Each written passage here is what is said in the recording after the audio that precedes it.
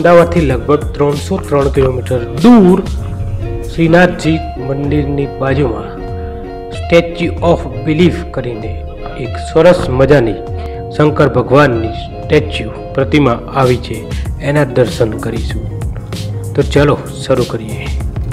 દોસ્તો આજે એક સરસ મજાનું ટનલ, આ ટનલમાંથી આપણે પાર થઈશું અને પેલી બાજુ જઈશું.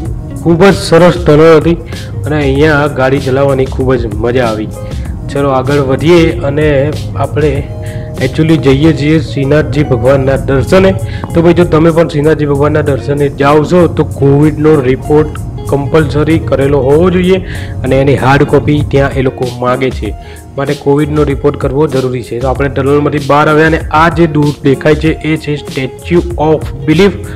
હજુ અહીંયા કામકાજ ચાલે છે અને લગભગ 2500 ટન શુદ્ધ સ્ટીલમાંથી બનાવવામાં આવેલી આ એક મૂર્તિ છે અને આ મૂર્તિ 351 ફૂટ ઊંચી છે. ખૂબ જ સરસ મૂર્તિ છે અને હજુ આ મૂર્તિનું અનાવરણ કરવામાં આવ્યું નથી. તમે જો શ્રીનાથજી ભગવાનના દર્શને આવો છો તો અહીંયા આ મૂર્તિનો તમને દૂરથી જોવા મળશે અને તમે આ મૂર્તિના દર્શન પણ કરી શકો છો.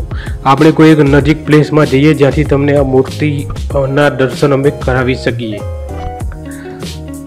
તો ભાઈ અહીંયા મંદિરથી લગભગ એક ટેકરી ચડવાની છે અને આ ટેકરી ચડીએ તો આ જે statue of belief Nathdwara Mahashankar ભગવાનનું જે એક સ્ટેચ્યુ છે એ દેખાય છે, પણ અહીંથી પણ ખૂબ જ દૂર છે.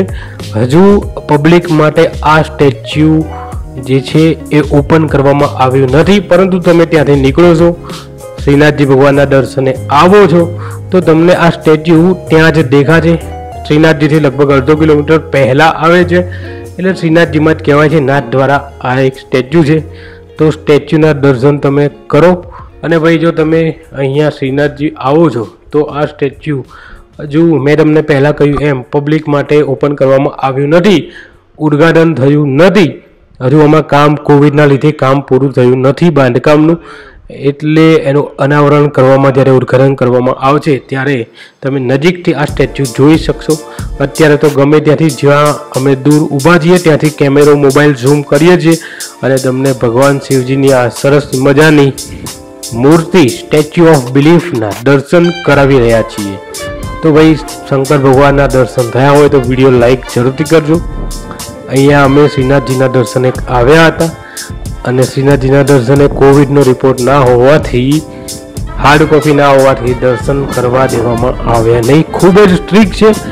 તો ભાઈ તમે પણ અહીંયા આવો તો કોવિડનો રિપોર્ટ લઈને આવવું કમ્પલસરી છે.